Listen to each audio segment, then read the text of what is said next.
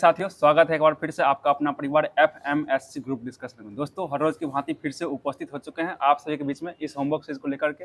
और आप लोग को पता ही है कि बिहार पुलिस का एग्जाम चल रहा है और कल है 22, यानी आज है 22, कल होने वाली 23 तारीख। और कल जिन भी साथियों का बिहार पुलिस का एग्जाम है उन सभी साथियों को ढेर सारी शुभकामनाएं। वो लोग अपने एग्जाम को अच्छे तरीके से दें और अच्छे तरीके से क्वालिफाई करें और आगे तैयारी कर बढ़ते रहे। और आगे भी बिहार दरोगा का वैकेंसी आने वाली है और उसके लिए भी तब हमारे क्यूज से बने रहे और उसके लिए भी क्यूज चलाया जाएगा 1 तारीख के बाद, यानी कि उसके लिए दरोगा का स्पेशल स्टार्ट किया जाएगा। और जो भी आप लोग को होमवर्क दिया गया था वहीं से क्यूज करवाया जाता है और वहीं से करवाया जाएगा। आज का जो क्लास स्टार्ट होने वाला है आप सभी के बीच में करंट अफेयर्स, जो डेली के करंट अफेयर गौरव सर का होता है वहाँ से क्लास स्टार्ट किया जाता है और लास्ट में जो आपको SPD से करंट अफेयर दिया जाता है वहाँ से समाप्त किया जाता है। तो क्लास को स्टार्ट करने जा रहे हैं। बताइएगा, क्लास है। पहला क्वेश्चन है, केंद्रीय वाणिज्य एवं उद्योग मंत्री पीयूष गोयल ने भारतीय EFTA व्यापार समझौता कब से लागू करने की घोषणा किया है? ये 1 अक्टूबर से लागू करने की घोषणा किया। सही जवाब है। और बताइएगा, 1 अक्टूबर के दिन ही भारत का पहला भाषाई आधार पर एक राज्य बना था, उसका नाम क्या था? आंध्र प्रदेश। और 1 अक्टूबर 1953 को बना था। सही जवाब हो जाएगा, बहुत अच्छा जवाब है।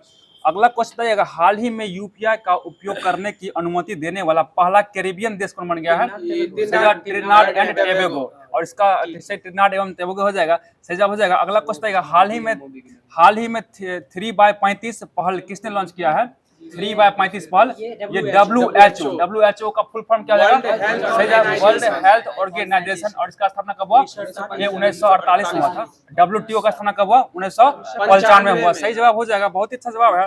अगला क्वेश्चन आप लोग के बीच में बता दीजिएगा, हाल ही में बिम्स्टेक देशों के लिए कैंसर देखभाल प्रशिक्षण कार्यक्रम कहाँ शुरू हुआ है? ये मुंबई में शुरू हुआ। मुंबई कहाँ पड़ता है? ये महाराष्ट्र में हो जाएगा। सही जवाब है। अगला क्वेश्चन बता दीजिएगा, हाल ही में वर्ष 2025 के नेल्सन मंडेला पुरस्कार से किसे सम्मानित किया गया है? देखिए, बेंडा रेनॉल्ड्स हो जाएगा और केनेडी ओडेड। बेंडा रेनॉल्ड्स एवं केनेडी ओडेड को सम्मानित किया गया। सही जवाब है। अभी हाल ही में 2025 में अंतर्राष्ट्रीय बुकर पुरस्कार से किसे सम्मानित किया गया? सही जवाब है, बानू मुश्ताक को दिया गया। और किस भाषा के लिए? कन्नड़ भाषा के, ठीक है, हॉट लैम्प के लिए दिया गया। बहुत अच्छा जवाब है, सही जवाब हो जाएगा। अगला क्वेश्चन आप लोग के बीच में बता दीजिएगा, हाल ही में यूरोजोन में 21वें सदस्य के रूप में किसे शामिल किया गया है? ये बुल्गारिया। और बुल्गारिया का राजधानी कहाँ हो जाएगा? सोफिया हो जाएगा। बहुत अच्छा जवाब है, बुल्गारिया का राजधानी सोफिया हो जाएगा। अगला क्वेश्चन है, वर्ष 2025 में 53वीं कलात्मक जिम्नास्टिक विश्व चैंपियनशिप किस देश में आयोजित होगी? ये इंडोनेशिया में होने वाली है। सही जवाब है। अगला क्वेश्चन बताइएगा कि हाल ही में प्रधानमंत्री मोदी को किस देश ने अपने सर्वोच्च सम्मान Grand Collar of Southern Cross से सम्मानित किया है? ये ब्राजील का है। सर्दर्न क्रॉस कहाँ से मिला है? ब्राजील से मिला है। अभी ध्यान रखिए, क्योंकि पिछले अभी जो बिहार पुलिस का एग्जाम हुआ 20 तारीख को, उसमें डेट दे के पूछ दिया गया कि मतलब 12 मार्च को किस देश का प्रधानमंत्री को अवार्ड मिला है। तो देख लीजिएगा, ये सब पूछते रहता है, तो याद रखिएगा कहाँ का मिला है। सर्दर्न क्रॉस कहाँ का मिला है? ये ब्राजील का मिल गया। सही जवाब है। अगला क्वेश्चन बताइएगा, हाल ही में एशिया की सबसे उम्रदराज हथनी वत्सला का निधन हुआ है, कहाँ पे हुआ है? ये पन्ना टाइगर रिजर्व हुआ। और पन्ना टाइगर रिजर्व कहाँ पड़ता है? मध्य प्रदेश पड़ता है। और टोटल टाइगर रिजर्व संख्या कितना हो चुका है? 58 टाइगर रिजर्व। 58वां टाइगर रिजर्व कौन बन गया है? ये माधव टाइगर रिजर्व कहाँ पे पड़ता है? ये मध्य प्रदेश। और मध्य प्रदेश का कितने क्रम का है? ये 9वें क्रम का है। मध्य प्रदेश का ये 9वें क्रम का हो जाएगा। सही जवाब है, बहुत अच्छा जवाब है। अगला क्वेश्चन आप लोग बताइएगा, हाल ही में यूरोपीय संघ ने भारतीय Rosneft refinery Nayara Energy Limited पर प्रतिबंध लगाया। यह रिफाइनरी कहाँ स्थित है? नायरा ये गुजरात में लगा। सही जवाब, गुजरात में ही ये स्थित है। बहुत अच्छा जवाब है, बता दीजिए। अगला क्वेश्चन है, हाल ही में USA में आयोजित विश्व पुलिस एवं अग्निशमन खेल 2025 में सर्वाधिक पदक किस राज्य ने जीता है? ये उत्तर प्रदेश के द्वारा जीत लिया गया। सही जवाब है, उत्तर प्रदेश हो जाएगा। बताइएगा अगला क्वेश्चन, प्रतिवर्ष दुनिया भर में विश्व जनसंख्या दिवस कब मनाया जाता है? ये 11 जुलाई को विश्व जनसंख्या दिवस मनाया जाता है। अगला क्वेश्चन है, चर्चा में रहे ई कुबेरा प्लेटफॉर्म, ये किसके द्वारा लाया गया? ई कुबेर प्लेटफॉर्म। देखिए, कुबेर का मतलब क्या है? धन होता है ना। और RBI के द्वारा लाया गया। धन से संबंधित कौन है? RBI, यानी RBI के द्वारा ई कुबेर प्लेटफॉर्म लाया गया। सही जवाब हो जाएगा। अगला क्वेश्चन बता दीजिएगा, हाल ही में जगदीप धनखड़ ने स्वास्थ्य कारणों का हवाला देते हुए किस पद से इस्तीफा दिया है? ये उपराष्ट्रपति के पद से क्या दे दिए? इस्तीफा दे दिए। जो भारत के उपराष्ट्रपति थे कौन थे अभी? जगदीप धनखड़ थे। और इन्होंने क्या किया है? इस्तीफा दे चुके हैं। सही जवाब है। बताइएगा, उपराष्ट्रपति का चर्चा किस अनुच्छेद में है? ये अनुच्छेद 63 में हो जाएगा। और उपराष्ट्रपति ही राज्यसभा क्या होते हैं? सभापति होते हैं। और उसका चर्चा किस अनुच्छेद में है? 64 में किया गया। सही जवाब है, 64 में किया गया। और 89 में भी है।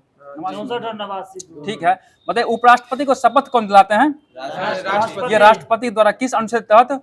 अनुच्छेद 69, अनुच्छेद 69 के तहत दिलाया जाता है। और भारत के प्रथम उपराष्ट्रपति कौन थे? सही जवाब है डॉक्टर सर्वपल्ली राधाकृष्णन हो जाएंगे। बहुत अच्छा जवाब है। अगला क्वेश्चन बताइएगा कि हाल ही में $4 ट्रिलियन के बाजार मूल्य तक पहुंचने वाली दुनिया की पहली कंपनी कौन सी बन गई है?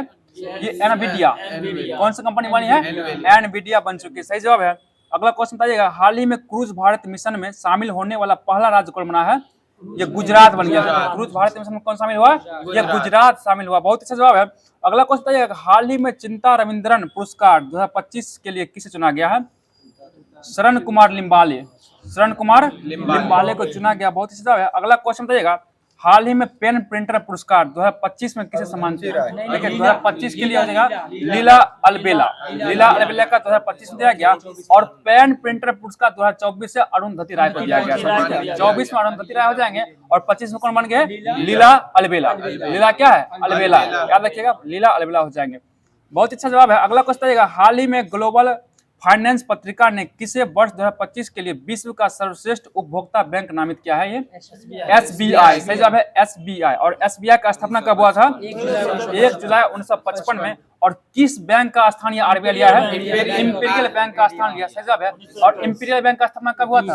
1921 में हुआ था। 3 बैंक को मिलाकर इंपीरियल बैंक बनाया गया था। मुंबई, बंदरास और कोलकाता तीनों बैंक को मिलाया गया था। सही जवाब है।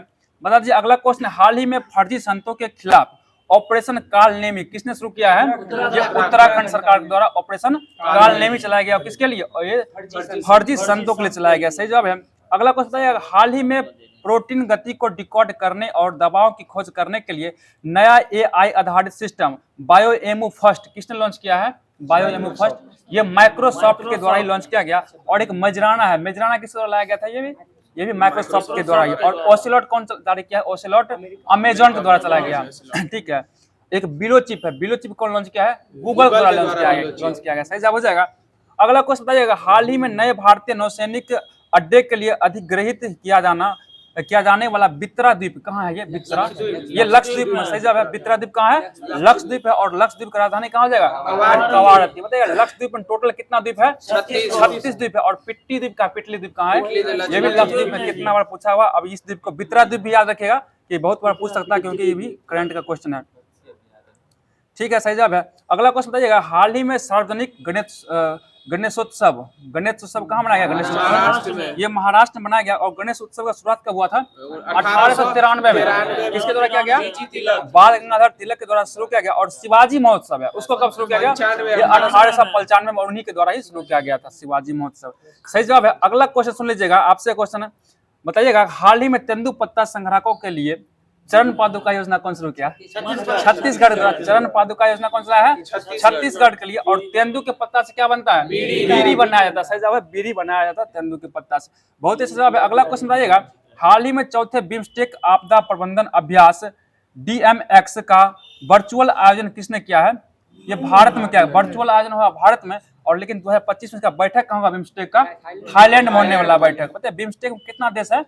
7 देश है ना। बिम्स्टेक में 7 देश हो जाएगा। ठीक है। सही जवाब हो जाएगा। और बिम्स्टेक का मुख्यालय कहाँ हो जाएगा? ढाका में। बिम्स्टेक का मुख्यालय कहाँ पड़ता है? ढाका में हो जाएगा। सही जवाब है।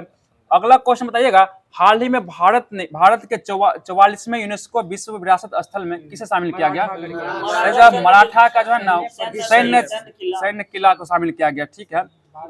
हाँ 12 किला को शामिल किया जिसमें से 1 किला दक्षिण भारत में तमिलनाडु में पड़ता है। बाकी सब कहाँ? महाराष्ट्र में है 11 को। बताइए अगला क्वेश्चन है हाल ही में भारत के 87वें ग्रैंड मास्टर कौन बन चुके हैं? हरिकृष्णन बन गया। उनका संबंध किस देश राज्य से है? तमिलनाडु। देश बोलेगा तो भारत ही होगा, कोई दिक्कत नहीं है। अगला क्वेश्चन बताइएगा हाल ही में संयुक्त राष्ट्र जनसंख्या पुरस्कार 2025 प्राप्त करने वाली वर्षा देशपांडे का संबंध किस राज्य से है? ये महाराष्ट्र है। वर्षा देशपांडे कहाँ किया? ये महाराष्ट्र से संबंधित हो जाएगी। सही जवाब है। अगला क्वेश्चन आप लोग बताइएगा हाल ही में पहली बार ICC पुरुष T20 विश्व कप के लिए किसने क्वालिफाई किया है? इटली के द्वारा क्वालिफाई किया गया। बहुत अच्छा जवाब है। सही जवाब इटली हो जाएगा। अगला क्वेश्चन बता दीजिएगा हाल ही में विश्व स्वास्थ्य संगठन से ट्रिकोमा मुक्त प्रमाण प्राप्त करने वाला 9वां अफ्रीकी देश कौन बना है? 9वां अफ्रीकी देश पूछ रहे हैं। ये होगा सेनेगल हो जाएगा। और सेनेगल का राजधानी कहाँ है? डकार, जो खाना खाने के बाद होता है। सेनेगल का राजधानी कहाँ है? डकार हो जाएगा। सही जवाब हो जाएगा। अगला क्वेश्चन आप लोग के बीच में बता दीजिएगा हाल ही में संस्कृति मंत्रालय ने पहला वैश्विक पांडुलिपि विरासत सम्मेलन कहाँ आयोजित किया है? ये दिल्ली में, क्या नई दिल्ली में? सही जवाब है नई दिल्ली में। और बताइएगा हाल ही में अंतर्राष्ट्रीय आशा दिवस कब मनाया गया?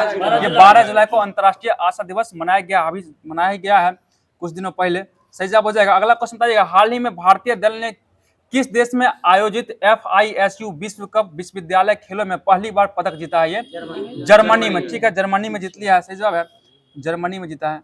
बताइए अगला क्वेश्चन है कि हाल ही में CREA के अध्ययन के अनुसार 2025 के पहले 6 महीनों के दौरान भारत का सबसे अधिक प्रदूषित शहर कौन बन गया है? सही जवाब बर्नी घाट।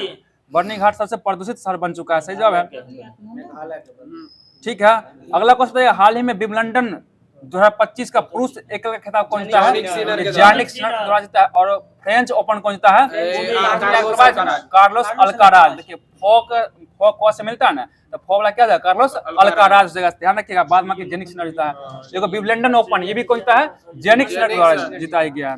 ठीक है, सही जवाब है। बताइएगा अगला क्वेश्चन है कि हाल ही में मानसून सांस्कृतिक उत्सव सरला बीजा 2025 कहाँ प्रारंभ हुआ है? सरला बीजा होगा तमिलनाडु में। कहाँ से हुआ? तमिलनाडु में। और पोंगल फेस्टिवल कहाँ मनाया था? ये भी तमिलनाडु में ही मनाया था। सही जवाब हो जाएगा। तो आज का जो भी करंट अफेयर बनना था महत्वपूर्ण सभी को देख लिया, करवा दिया गया। अब हम लोग चल रहे हैं, जो आप लोगों को होमवर्क के माध्यम से दिया गया था उसको लेकर आए आप सभी के बीच में, जहाँ से हिस्ट्री और ज्योग्राफी सभी को चलाया जाता है। तो शुरू कर रहे हैं आज से। बता दीजिएगा, क्वेश्चन है आप लोग बताइएगा, सिंधु ब्रह्मपुत्र एवं सतलज नदी का उद्गम स्थल कहाँ है? सही जवाब तिब्बत से मानसरोवर झील से हो जाएगा। बहुत अच्छा जवाब है। बताइएगा केदारनाथ से रुद्रप्रयाग के मध्य कौन सी नदी प्रवाहित होती है? ये मंदाकिनी नदी प्रवाहित होती है। सही जवाब है। बताइएगा अगला क्वेश्चन है, बेगरा का दरबारी कवि कौन था? हिस्ट्री से क्वेश्चन है।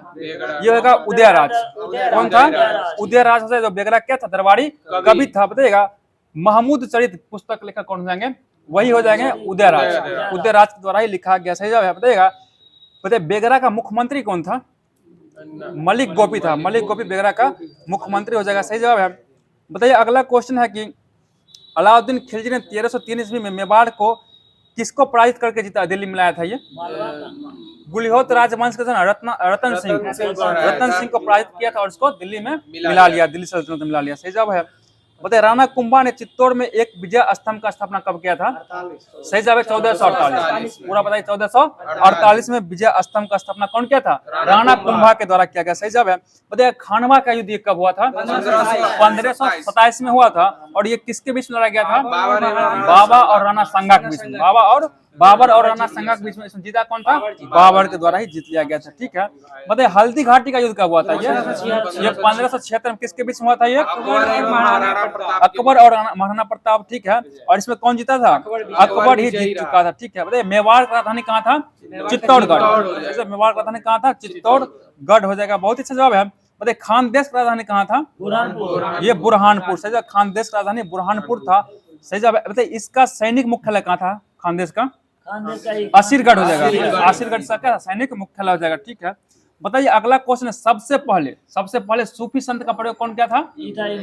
अबू हासिम। मोहम्मद में जाइए, हमें गलती मारे होती मोहम्मद देख, अबू हासिम हो जाएगा। सबसे पहले सूफी संत का प्रयोग कौन किया? सूफी शब्द का अबू हासिम के द्वारा किया गया। सही जवाब है। बताइए जो लोग सूफी संतों के शिष्यता ग्रहण करते हैं उन्हें क्या कहा जाता है? उसको मुरीद कहा जाता है। क्या कहा जाता है उसे? उसको मुरीद कहा जाता है। सही जवाब हो जाएगा। बताइएगा सूफी जिन आश्रमों में निवास करते हैं उसे क्या कहते हैं? उसको मठ या खानका दोनों कहा जाता है। खानका या मठ कहा जाता है। सही जवाब हो जाएगा। बताइए सूफियों के धर्म जो है किसमें विभाजित था? किसमें? बासारा और बेसारा में। बासारा और बेसारा में विभाजित हो जाएगा। सही जवाब है। अगला क्वेश्चन आप लोग के बीच बताइएगा कि भारत में जो है ना, भारत में सूफी सिलसिला की जड़ें काफी गहरी थी। कौन सी? चिश्ती और सुहरावर्दी। चिश्ती और सुहरावर्दी सिलसिला ये काफी गहरी हो जाएगी। ठीक है, बताइए भारत में चिश्ती सिलसिला की शुरुआत किसके द्वारा किया गया था? सही जगह ख्वाजा मोइनुद्दीन चिश्ती। ख्वाजा मोइनुद्दीन चिश्ती के द्वारा किया गया था। बताइएगा चिश्ती संप्रदाय इसका मुख्य केंद्र कहाँ था? इसका अजमेर। इसका मुख्य केंद्र कहाँ था? अजमेर हो जाएगा। बहुत अच्छा जवाब है। बताइए किसका रचना जो है ना, किसका रचना गुरु ग्रंथ साहिब में शामिल है? किस सूफी संत का रचना? ये बाबा फरीद का हो जाएगा। बाबा फरीद रचना कहाँ शामिल है? गुरु ग्रंथ साहिब में। और गुरु ग्रंथ साहिब का रचना कौन के थे? गुरु गोविंद सिंह के द्वारा किया गया था। क्या हुआ? गुरु गोविंद सिंह के द्वारा किया गया। सही जवाब है। बताइएगा बाबा फरीद के दो महत्वपूर्ण शिष्य थे, उसका नाम बताइए आप लोग। औलिया एवं चिश्ती। सही जवाब है। देखिए निजामुद्दीन औलिया एवं अलाउद्दीन साबिर था, साबिर था एक, निजामुद्दीन औलिया, एक कौन था? साबिर, अलाउद्दीन साबिर हो जाएगा। बहुत अच्छा जवाब है। बता दीजिए अगला क्वेश्चन है, बताइएगा मंदाकिनी नदी किस जल प्रवाह अथवा मुख्य नदी से संबंधित है? ये अलकनंदा से संबंधित है। ठीक है, बताइएगा बद्रीनाथ का प्रसिद्ध मंदिर किस नदी के तट पर है? ये अलकनंदा का नदी के तट पर ही बद्रीनाथ का प्रसिद्ध मंदिर हो जाएगा। बहुत अच्छा जवाब है। बताइए यमुना नदी का उद्गम स्थल कहाँ से होता है? सही जवाब है यमुनोत्री हिमानी, बंदरपुर श्रेणी के यमुनोत्री हिमानी से निकलता है। बहुत अच्छा जवाब है। बताइएगा अपने जीवन काल में दिल्ली के 7 सुल्तानों का शासन किसने देखा था? ये औलिया के द्वारा देखा हजरत निजामुद्दीन औलिया के द्वारा देखा गया, निजामुद्दीन औलिया के द्वारा ही देखा गया था। सही जवाब है। बता दीजिए अगला क्वेश्चन, दक्षिण भारत के क्षेत्रों में चिश्ती संप्रदाय की शुरुआत कौन किया गया था? देखिए शेख बुरहानुद्दीन गरीब के द्वारा किया गया था। शेख बुरहानुद्दीन गरीब के द्वारा 1340 में किया गया था और इसने मुख्य केंद्र कहाँ बनाया था? दौलताबाद को बना लिया था, दौलताबाद को मुख्य केंद्र बनाया था। बताइए सूफियों के सुहरावर्दी धर्म संघ या सिलसिला की स्थापना किसके द्वारा किया गया था? ये क्या था? शेख शिहाबुद्दीन उमर सुहरावर्दी के द्वारा किया गया था और इसने अपना मुख्यालय कहाँ बना लिया था? सिंध और मुल्तान को बनाया था। बताइए अगला क्वेश्चन है, सत्तारी सिलसिले की स्थापना कौन किया था? शेख अब्दुल्ला सत्तारी के द्वारा ही किया गया था। बताइए अगला क्वेश्चन है कि किस शताब्दी में भक्ति आंदोलन का शुरुआत हुआ था? ये 6ठी शताब्दी में भक्ति आंदोलन का शुरुआत हुआ। सही जवाब हो जाएगा। और बताइए इसका शुरुआत किस जगह से हुआ था? दक्षिण भारत में हुआ था, तमिल क्षेत्र से हुआ था। कर्नाटक महाराष्ट्र में फैला, तमिल क्षेत्र से शुरू होकर। बताइए भक्ति आंदोलन इसका विकास अलबड़ भक्ति आंदोलन का विकास है ना, कितने अलबड़ वैष्णव को संतों द्वारा किया गया था? 12 हो जाएगा। और कितना नया नया संत था इसमें? 63 नया नया संतों की संख्या 63 था। सही जवाब 63 हो जाएगा। बताइएगा अलवारों में एकमात्र महिला साध्वी भी था, उसका नाम क्या था? अंडाल। ठीक है, अंडाल हो जाएगा। ठीक है, अंडाल हो जाएगा। बताइए अलवार शब्द का अर्थ क्या होता है? अलवार शब्द का अर्थ बताइए आप लोग। देखिए इसका अर्थ होता है अंत ज्ञान रखने वाला वह व्यक्ति जो ईश्वरीय चिंतन में पूर्णतः विलीन हो गया, जो ईश्वर पूरा विलीन हो गया, उसे क्या कहता है? उसको अलवार कहा गया। सही जवाब है। बताइए अगला क्वेश्चन, शैव संत अपार ने किस पल्लव राजा को शैव धर्म स्वीकार करवाया था? ये महेंद्र वर्मन को, महेंद्र वर्मन करवाया था। सही जवाब बताइएगा हिमाचल प्रदेश से कौन सी प्रमुख नदी निकलती है? चिनाब, रावी और सतलज। चिनाब, रावी और कौन सी निकलती है? सतलज। बताइए अगला क्वेश्चन है, सबसे अधिक मार्ग परिवर्तित करने वाली नदी? कोसी नदी हो जाएगा। और कोसी का उद्गम स्थल कहाँ से होता है? नेपाल के कोसीथान चोटी, गोसाई थान चोटी, सॉरी गोसाई थान चोटी से निकलता है। और बताइए कोसी नदी किस जगह पे जाकर गंगा से मिल जाती है? कटिहार में, कुर्सेला के समीप। कटिहार में कहाँ मिलती है? कुर्सेला के समीप जाके गंगा से मिल जाती है। बहुत अच्छा जवाब है। बता दीजिए अगला क्वेश्चन है, बताइएगा भक्ति आंदोलन को दक्षिण भारत से उत्तर भारत में कौन लाया था? ये रामानंद के द्वारा। बहुत ही अच्छा जवाब, किसके द्वारा लाया गया था? रामानंद के द्वारा ही लाया गया। सही जवाब है। बताइएगा दामोदर नदी जो है ना, किससे निकलती है? ये दामोदर नदी देखिए छोटा नागपुर पठार के पलामू जिला से निकलता है। कहाँ से निकलता है? छोटा नागपुर पठार के पलामू जिले से निकलते हैं। बहुत ही अच्छा जवाब है। बताइए एक क्वेश्चन, अच्छा क्वेश्चन सुनिएगा, ज्योग्राफी का क्वेश्चन है, पूर्व की ओर बहने वाली भारत की नदियों में से किस एक में जो निम्नावल विभ्रंश घाटी का निर्माण हुआ है? विभ्रंश घाटी का निर्माण कौन सी नदी करती है? ये बताना बस आपको। देखिए विभ्रंश घाटी का निर्माण करता है दामोदर नदी करता है, और एक होता है भ्रंश घाटी। भ्रंश घाटी निर्माण कौन करता है? नर्मदा और ताप्ती करता है। ध्यान रखिएगा विभ्रंश लग गया तो कौन हो जाएगा? दामोदर हो जाएगा। सिर्फ भ्रंश होता क्या हो जाएगा? नर्मदा और ताप्ती। और दामोदर नदी जो किस ओर बहती है? ये पूरब की ओर बहती है। अपना जल कहाँ गिराती है? बंगाल खाड़ी में जाकर गिरा देती है। सही जवाब हो जाएगा। ठीक है, बताइए अगला क्वेश्चन है, उत्तर प्रदेश एवं मध्य प्रदेश राज्यों में संयुक्त राजघाट नदी परियोजना किस नदी पर है? ये बेतवा नदी पर। सही है, राजघाट परियोजना किस नदी पर है? बेतवा नदी पर हो जाएगा। बहुत अच्छा जवाब है। बता दीजिए अगला क्वेश्चन है, भारत के किस नदी पर विश्व का सबसे ऊंचा पुल बनाया गया? जानवे करते हैं चिनाब पे बनाया गया, जो कहाँ पड़ता है? जम्मू कश्मीर राज्य में ही पड़ता है। बहुत 365 मीटर का ऊंचाई हो जाएगा। और इसका लंबाई कितना है? 1300 कुछ है शायद, 1300 कुछ मीटर, देख लीजिएगा। बताइएगा नर्मदा एवं ताप्ती नदी समुद्र में गिरते समय क्या बनाती है? ये एस्चुरी बनाती है। ज्वार नद मुख इसको कहा जाता है हिंदी में। हिंदी में क्या कहते हैं इसको? ज्वार नद मुख, या इसको एस्चुरी भी कहा जाता है। ठीक है, डेल्टा नहीं बनाती है। डेल्टा बनाती है जो पूरब की ओर नदी बहती है ना, वो डेल्टा बनाती है, और जो पश्चिम की ओर बनती है वो एस्चुरी बनाती है। और इसमें मुख्य नदी हो जाएगी नर्मदा और ताप्ती हो जाएगी। ध्यान रखिएगा, बार बार पूछा हुआ क्वेश्चन है। अगला क्वेश्चन आप लोग बताइएगा, भ्रंश घाटी से प्रभावित होने वाली दो मुख्य नदी कौन है? नर्मदा और ताप्ती। और कहेगा विभ्रंश घाटी क्या हो जाएगा? गोदावरी बोलते हैं, दामोदर बोलते, दामोदर हो जाएगा, ठीक ठीक, दामोदर ही बोलते, दामोदर नदी हो जाएगा जो विभ्रंश निकाल घाटी बनाती है और भ्रंश घाटी नर्मदा ताप्ती। मतलब सोन तथा नर्मदा का उद्गम स्थल कहाँ हो जाएगा, ये अमरकंटक की पहाड़ी हो जाएगा। सही जवाब है, बताइएगा बंगाल में कृष्ण भक्ति की प्रारंभिक प्रतिपादकों में कौन थे उसमें से, विद्यापति ठाकुर और चंडीदास थे, विद्यापति ठाकुर और चंडीदास हो जाएंगे। सही जवाब है। बताइए अगला क्वेश्चन है, सुगुण संप्रदाय के सबसे प्रसिद्ध व्याख्याताओं में कौन थे, तुलसीदास और नाभादास थे, तुलसीदास और निर्गुण संप्रदाय में सबसे प्रसिद्ध कौन थे, ये कबीर हो जाएंगे। सही जवाब है, कबीर हो जाएंगे। ठीक है, अगला क्वेश्चन बताइएगा कि नर्मदा नदी किस दिशा में बहती है, नर्मदा ये पश्चिम की ओर बहती है, और ताप्ती भी किधर बहती है, ये भी पश्चिम की दिशा में बहती है। बहुत अच्छा जवाब है।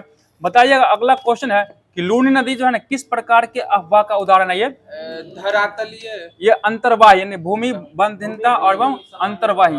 देखिए लूनी नदी जो है ना कहाँ से निकलता है, ये राजस्थान को, राजस्थान से निकलता है, कौन और कच्छ में गायब हो जाता है। राजस्थान में कौन सा पर्वत है, ये माउंट आबू, ठीक है, माउंट आबू से निकलती है ये। बताइए अगला क्वेश्चन है, बिहार में निर्मित त्रिवेणी नहर किस नदी पर है, ये गंडक नदी पर हो जाएगा त्रिवेणी नहर। बहुत ही अच्छा जवाब है। बताइए अगला क्वेश्चन है कि गोदावरी नदी की लंबाई कितना है, 1465 जो कि दक्षिण भारत की सबसे लंबी नदी हो जाएगी। बहुत ही अच्छा जवाब है। बताइए नर्मदा की लंबाई 1312 किलोमीटर में, और महानदी की 851, और एक ताप्ती है इसकी लंबाई 724 किलोमीटर हो जाएगा। सही जवाब है। मतलब दक्षिण भारत की नदियों में किसका जो है जल ग्रहण क्षमता क्षेत्र मतलब सबसे अधिक है, ये गोदावरी का हो जाएगा। ठीक है, गोदावरी का, हाँ सबसे पहला गोदावरी जाएगा। बताइए हंगरी जो है किस नदी की सहायक नदी है, ये तुंगभद्रा की, हंगरी की सहायक नदी है, तुंगभद्रा की सहायक नदी हो जाएगा। बहुत अच्छा जवाब। बताइए श्रीरंगपट्टनम, शिव समुद्रम और श्रीनगर ये कहाँ बसा हुआ है, ये कावेरी नदी के किनारे बसा हुआ है। सही जवाब हो जाएगा। बताइए कावेरी नदी का उद्गम स्थल कहाँ हो जाएगा, ये ब्रह्मगिरी की पहाड़ी, ब्रह्मगिरी की पहाड़ी है। सही जवाब है। बताइए अगला क्वेश्चन, सिंधु का उद्गम स्थल कहाँ से है, ये मानसरोवर कहाँ पड़ता है, तिब्बत में पड़ता है। बताइए सिंधु का मुहाना कहाँ होता है, ये अपना मुहाना अरब सागर बनाता है। सही जवाब, अरब सागर में ही बनाता है। बताइए बैंकिंग लोकपाल एक अर्धन्यायिक प्राधिकारी है जिसका नियुक्ति कौन करता है, ये आरबीआई के द्वारा किया जाता है, भारतीय रिजर्व बैंक के द्वारा किया जाता है। सही जवाब है। बताइए बैंकिंग लोकपाल द्वारा दी गई सेवाएं कैसी होती है, निःशुल्क होती है, फ्री सेवा होता है, आप भी ले सकते हैं जाकर उससे, निःशुल्क सेवाएं होती है।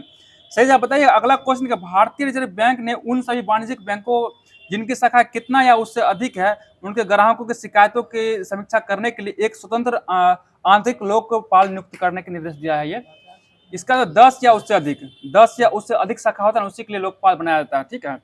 बताइए अगला क्वेश्चन है कि भारतीय रिजर्व बैंक द्वारा डिजिटल लेन देन के लिए लोकपाल कब शुरुआत किया गया, लोकपाल योजना 2019 में किया गया, 2019 में ये शुरू किया गया है। अगला क्वेश्चन, भारत में सहकारी समिति द्वारा संचालित किए जाने वाले बैंकों को क्या कहते हैं, सहकारी बैंक कहते हैं। क्या कहते हैं, सहकारी बैंक कहा जाता है। ठीक है। बताइए कुछ समिति है, समिति का बताइए किससे संबंधित है, तो ग्राहक सेवा में सुधार हेतु उद्देश्य के लिए किस समिति का गठन किया गया था। देखिए इसको याद करें, ग्राहक गौ से गायपुरिया, गौ से ग्राहक समिति, याद रखिए MN गायपुरिया समिति का गठन किसके लिए किया गया, ग्राहक से संबंधित मतलब सुधार के उद्देश्य से किया गया था। ग्राहक कौन हो जाएगा, गायपुरिया समिति से। ठीक है। बताइए अगला क्वेश्चन है कि बैंकों में धोखाधड़ी रोकने के उद्देश्य से किस समिति का गठन किया गया था, इसका क्या M घोष समिति, M घोष समिति का गठन किया गया किससे के लिए, धोखाधड़ी को रोकने के उद्देश्य किया गया। बताइए वित्तीय बैंकिंग सुधार के लिए किस समिति का गठन किया गया था, नरसिम्हम समिति। किस समिति का गठन, नरसिम्हम समिति का गठन किया गया वित्तीय बैंकिंग सुधार के लिए। सही जवाब है। बताइएगा अगला क्वेश्चन है, लघु एवं मध्य उद्योगों को ऋण उपलब्ध करने के उद्देश्य से किस समिति का गठन किया गया, PR नायकर समिति, PR नायक समिति, नायकर नहीं नायक हो जाएगा। बताइए अगला क्वेश्चन है कि कृषि ऋण के क्षेत्र में सुधार के उद्देश्य से किस समिति का गठन किया गया, RB गुप्ता समिति हो जाएगा। बताइएगा लघु बचत योजना के संदर्भ में सुझाव देने के उद्देश्य से किस समिति का गठन हुआ था, श्यामला गोपीनाथ समिति का गठन किया गया था। बताइए अगला क्वेश्चन आप लोग बताइए, झेलम का उद्गम स्थल कहाँ से है, शेषनाग हिल्स हो जाएगा, शेषनाग हिल या बैजनाथ हिल में। बताइएगा कि बता दीजिएगा झेलम का प्रमुख सहायक नदी कौन सा है, किशनगंगा, लिधार और कावेरी सब उधर का हो जाएगा, जो है ना जम्मू कश्मीर नदी बहती है। बताइए रावी का उद्गम स्थल कहाँ से हो जाएगा, ये रावी का रोहतांग दर्रा से निकलता है। रावी कहाँ से निकलता है, रोहतांग दर्रा किस राज्य में पड़ता है, रोहतांग दर्रा ये हिमाचल प्रदेश का। सही है, रोहतांग दर्रा हिमाचल प्रदेश में पड़ता है। बताइए ब्यास का उद्गम स्थल कहाँ से है, ये भी रोहतांग दर्रा से ही निकलता है। और ब्यास का जो इस है ना, ये हरिकेक सतलज तक मिल जाती है। पता है गंगा नदी का उद्गम स्थल कहाँ से? ये गंगोत्री हिमालय से सही जाएगा, गंगोत्री हिमालय से हो जाएगा। अगला क्वेश्चन बताइएगा, मौद्रिक नीति ढांचे का विश्लेषण करने व इसको सशक्त बनाने के लिए किस समिति का गठन किया गया? ये उर्जित पटेल समिति, उर्जित पटेल समिति का गठन किया गया था। सही जवाब है। बताइए देश के सभी गांवों में वित्तीय सेवाएं उपलब्ध कराने के उद्देश्य से किस समिति का गठन किया गया? ये ऊषा थोटाकर समिति, ऊषा थोराट समिति का गठन किया गया था। ठीक है। बताइए अगला क्वेश्चन, निम्न आय वाले परिवारों एवं छोटे व्यवसायों के व्यापक वित्तीय सेवाएं उपलब्ध कराने हेतु किस समिति का गठन किया गया था? ये नचिकेत मोड़ समिति। किस समिति का गठन किया गया? नचिकेत मोड़ समिति का गठन किया गया था। सही जवाब है। बताइए जिस सामान्य ब्याज दर पर रिजर्व बैंक द्वारा वाणिज्यिक बैंक को पैसा उधार दिया जाता है उसे क्या कहते हैं? Repo rate. उसको बैंक दर कहा जाता है। बैंक दर से कहा जाता है। देखिए रेपो रेट उसको अल्प समय के लिए, कम समय के लिए, 1 से 2 दिन के लिए दिया जाता है, उसको कहा जाता है रेपो रेट। ठीक है। अभी आते हैं रेपो रेट पे भी। बता दीजिए अगला क्वेश्चन है, बताइए वाणिज्यिक क्वेश्चन है कि वाणिज्यिक बैंक आरबीआई से दीर्घकालीन ऋण कम लेंगे, फलस्वरूप बैंकों के पास पूंजी की मात्रा अर्थात तरलता में क्या होगी? कम होगा। देखिए अगर ये ऋण कम लेगा तो उसका बैंक में पैसा भी क्या होगा? कम हो जाएगा। बस बताइए किसके द्वारा ब्याज दरों, मतलब किस बैंक के द्वारा जो है ब्याज दरों की वृद्धि की जा सकती है? ये वाणिज्यिक बैंक से ब्याज में वृद्धि या कमी कर सकता है। ठीक है। बता दीजिए अगला क्वेश्चन है कि बैंक दर में कमी करने पर बैंक दर के वृद्धि करने के प्रभाव का कैसा प्रभाव पड़ता है? ठीक उल्टा प्रभाव पड़ता है। देखिए बैंक दर अगर कम कर देंगे ना तो अधिक लोन क्या होगा? लोन अधिक लेगा लोग। अगर बैंक दर अधिक, देखिए बैंक दर अगर अधिक होता है, बैंक दर अधिक होगा तो वाणिज्यिक बैंक क्या कम लोन लेगा आरबीआई से, और ये अगर कम लेगा तो महंगाई बढ़ाएगा, रेट बढ़ा देगा, तो इधर क्या होगा? जनता सभी को क्या कम लोन ले पाएगा, इसलिए इसका उल्टा प्रभाव पड़ता है। ध्यान रखिएगा। बता दीजिए अगला क्वेश्चन है कि अल्पकालीन आवश्यकताओं की पूर्ति हेतु जिस ब्याज दर पर कॉमर्शियल बैंक रिजर्व बैंक से नकदी ऋण प्राप्त करता है उसे क्या कहते हैं? उसको रेपो रेट करते हैं। रेपो रेट क्या होता है? कम समय के लिए क्या जाता है। सही जवाब हो जाएगा। अगला क्वेश्चन आप लोग बता दीजिएगा कि अगला क्वेश्चन है अल्पकालीन अवधि के लिए रिजर्व बैंक द्वारा कॉमर्शियल बैंक से जो वापस उसको रिवर्स रेपो रेट कहा जाता है। ठीक है। और अल्पकालीन समय के लिए जो वाणिज्यिक बैंक लेता है आरबीआई से उसको रेपो रेट कहते हैं, और आरबीआई जब लेगा वाणिज्यिक बैंक से क्या होगा? वो रिवर्स रेपो रेट हो जाएगा। और दोनों क्या होता है? अल्पकालीन समय के लिए होता है। अल्पकालीन समय के लिए किया जाता है। बहुत अच्छा जवाब है। तो बता दीजिए अगला क्वेश्चन, गोदावरी नदी इसका उद्गम स्थल कहाँ से जाएगा? गोदावरी नदी नासिक के त्रेमकम पहाड़ी से निकलती है। सीधा बताते हैं गोदावरी नदी का जो है ना मुहाना कहाँ है? ये बंगाल खाड़ी। बंगाल खाड़ी। बताइए अगला क्वेश्चन है पूर्णा, मंजरा, पेनगंगा, वैनगंगा और वर्धा ये सब किसका सहायक नदी है? ये गोदावरी का ही सहायक नदी हो जाएगा। बहुत ही अच्छा जवाब है। गोदावरी क्या है? ये सहायक नदी है। बताइए कावेरी का उद्गम स्थल कहाँ है? ये ब्रह्मगिरी की पहाड़ी। कावेरी कहाँ से निकलती है? ब्रह्मगिरी की पहाड़ी से ही निकलती है। बहुत ही अच्छा जवाब है। बताइए ताप्ती इसका उद्गम स्थल? ताप्ती देखिए मध्य प्रदेश के बैतूल जनपद में है ना, मुल्ताई से निकलता है, मुल्ताई नगर के निकट निकलता है। और ये खंभात खाड़ी अपना नदी क्या करता है? गिराता है। इसका भी सहायक नदी पूर्णा, गिरना, बोरी, पंजाल ये सब किसका इसका सहायक नदी हो जाएगा। ठीक है। बताइए अगला क्वेश्चन है साबरमती नदी इसका उद्गम स्थल कहाँ हो जाएगा? ये अरावली पर्वत श्रेणी यानी कि राजस्थान से निकलती है और अपना जल कहाँ जाकर गिरा देती है? खंभात के खाड़ी यानी कि अरब सागर से जो है। और खंभात खाड़ी कहाँ पड़ता है? ये गुजरात में पड़ता है, कि अरब सागर किधर पड़ता है। ठीक है। तो चलते हैं अब हम लोग साइंस की दुनिया में। और साइंस में आज आप लोग को जो भी बायोलॉजी का चलाया जा रहा था लुसेंट से, आज बायोलॉजी का लास्ट क्लास होने वाला। और इसके बाद हम लोग चलेंगे विज्ञान एवं प्रौद्योगिकी की और बढ़ेंगे, उसको भी देख लेंगे। तो आज बायोलॉजी का लास्ट क्लास होने वाला है। तो बायोलॉजी से क्वेश्चन आप लोग बताइएगा कि फलों का अध्ययन संबंधित क्या कहलाता है? पोमोलॉजी। फलों का अध्ययन क्या कहलाता है?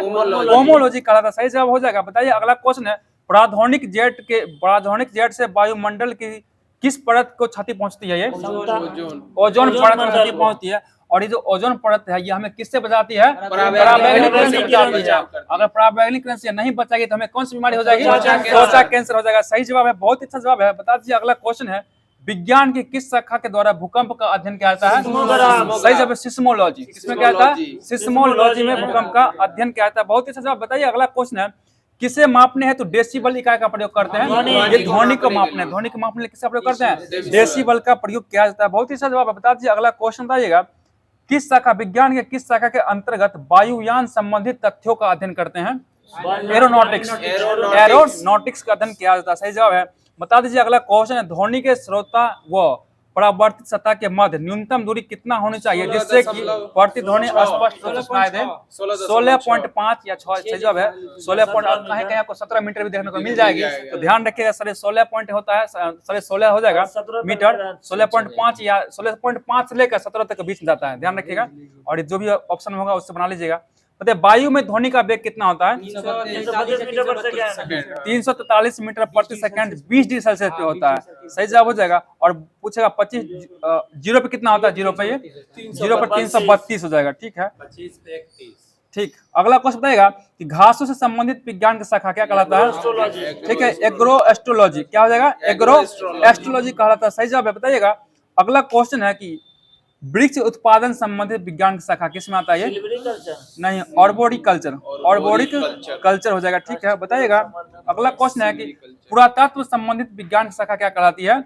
आर्कियोलॉजी। क्या कहलाता है? पुरातत्व बोला आर्कियोलॉजी कहलाता है, सही जवाब हो जाएगा। बता दीजिए अगला क्वेश्चन किस शाखा के अंतर्गत शंख विज्ञान का अध्ययन करते हैं? कॉन्कोलॉजी। शंख विज्ञान का अध्ययन क्या कहलाता है? ये कॉन्कोलॉजी कहलाता है, ठीक है। ठीक है, बता दीजिए अगला क्वेश्चन है किस शाखा के अंतर्गत ब्रह्मांड उत्पत्ति सिद्धांत का अध्ययन करते हैं?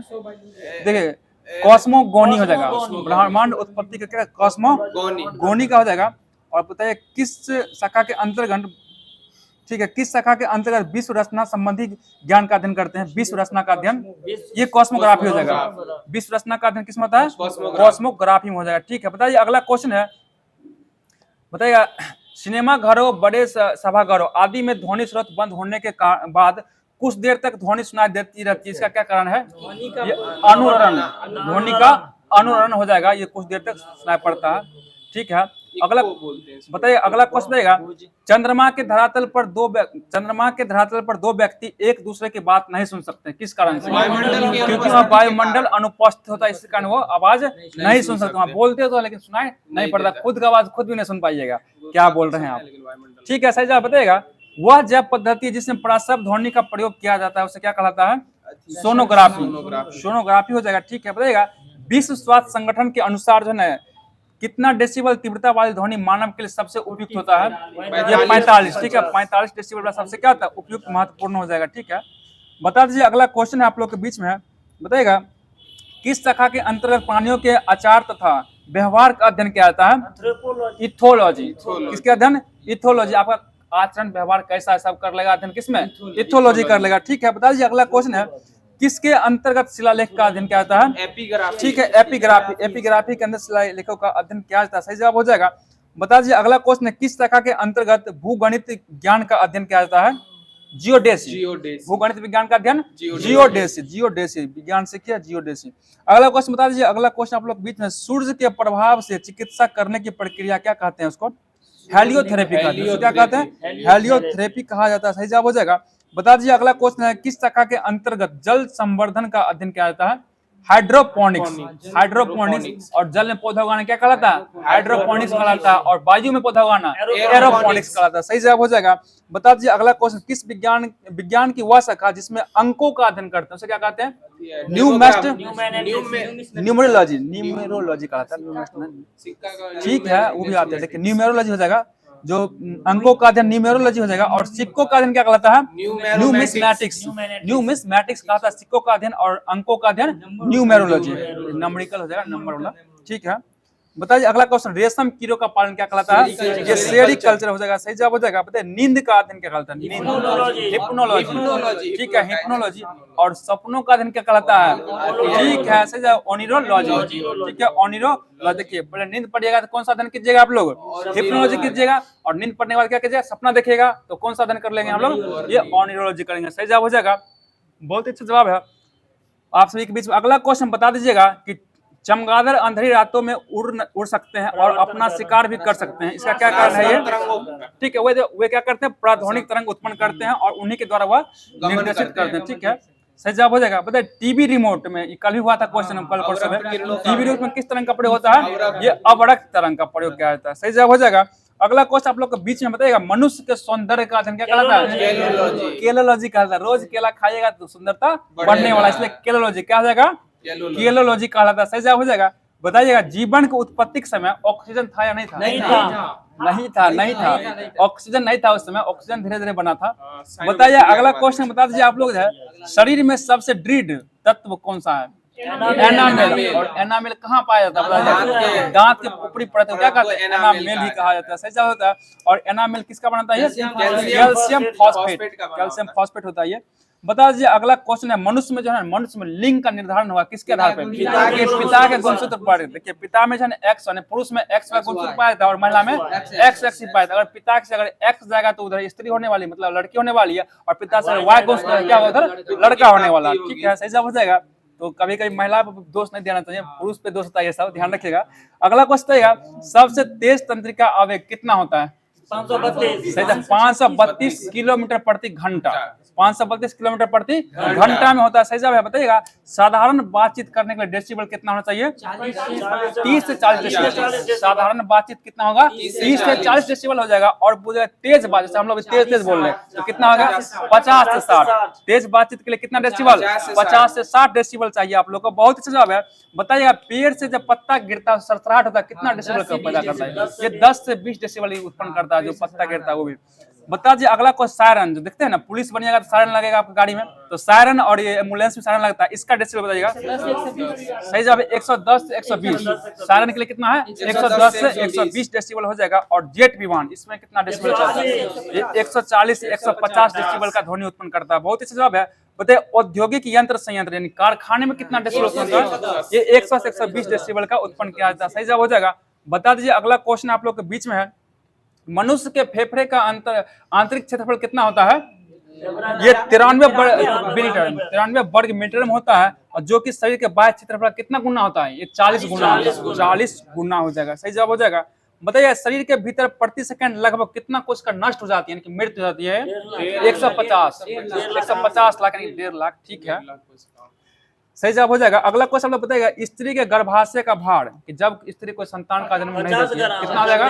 50 ग्राम हो जाएगा। और जब भी वो संतान को जन्म देगी क्या होगा? उसका दुगुना हो जाएगा, यानी कि 50 गुना क्या होगा? 100 ग्राम हो जाएगा। ठीक है, 100 ग्राम हो जाएगा। बताइए गुर्दा क्या होता है? किडनी बोलते हैं। और उसका भार कितना होता है? 140 ग्राम होता है। और बताइए गुर्दा कितना होता है आपके पास? एक जोड़ी होता है, एक जोड़ी 2 होता है। ठीक है, बताइएगा अगला क्वेश्चन है हृदय की रक्त पंप करने की क्षमता प्रति मिनट कितना है? 4.5 लीटर।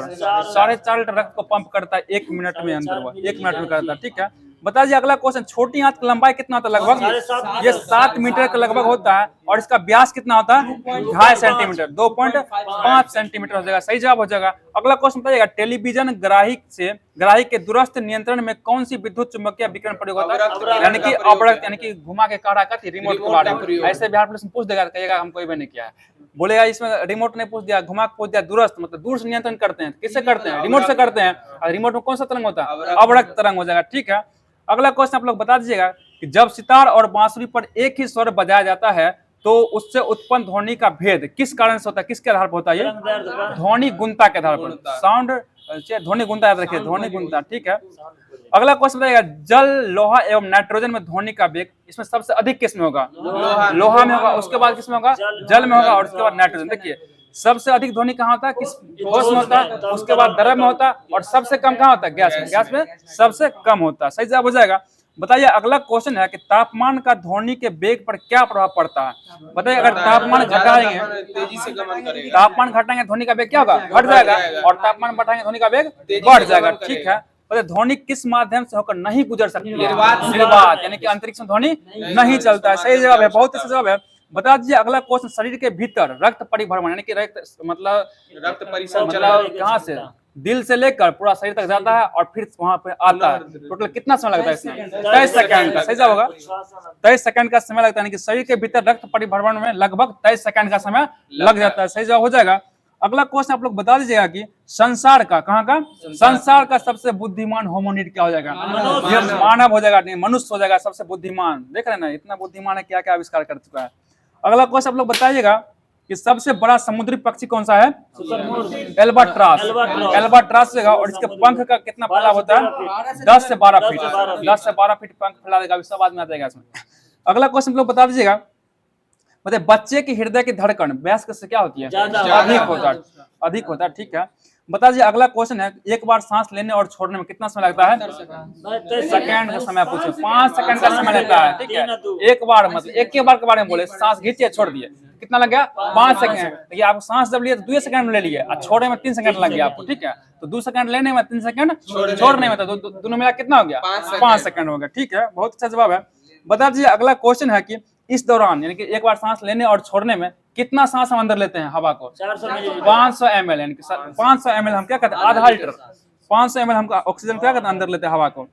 बताइए मनुष्य के शरीर में रुधिर प्रतिदिन लगभग कितना लीटर ऑक्सीजन का शरीर, मतलब फिर सुनिएगा, मनुष्य के शरीर में रुधिर प्रतिदिन लगभग कितना लीटर ऑक्सीजन शरीर की कोशिकाओं तक पहुंचाता है? ये 350 लीटर प्रतिदिन। 350 लीटर ऑक्सीजन पहुंचाता है कौन? रक्त के द्वारा पहुंचाया जाता है। जिसमें बताइए कितना % ऑक्सीजन जो है हेमोग्लोबिन द्वारा पहुंचाया जाता है? ये 97% हेमोग्लोबिन करता है, और बाद में 3% कौन करता है? ये रुधिर के द्वारा, प्लाज्मा, अच्छा प्लाज्मा रुधिर द्वारा। ठीक है, बताइए शरीर का सामान्य तापक्रम कितना डिग्री फ़ारेनहाइट से गिर जाने की स्थिति को जो है ना हाइपोथर्मिया कहते हैं?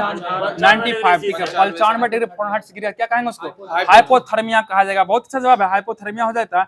बताइए नाखून, खुर और सींग किस ऊतक का बना होता है? ये केराटिन नामक ऊतक का बना होता है। बहुत अच्छा जवाब है। बताइएगा स्टेथोस्कोप किस सिद्धांत पर काम करता है? ये ध्वनि का परावर्तन सिद्धांत। देखते हैं डॉक्टर सब जो गला में लटका रखता है स्टेथोस्कोप, और उसको दिल का धड़कन सुनता है, ध्वनि के परावर्तन पर यह काम करता है। सही जवाब है।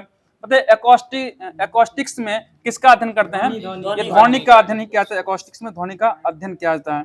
बताइए विशिष्ट जीन या जीन से डीएनए के एक छोटे खंड का उपयोग करके प्रजाति को पहचान की यह विधि क्या कहलाती है? डीएनए बार कोडिंग कहलाती है। डीएनए बार कोडिंग।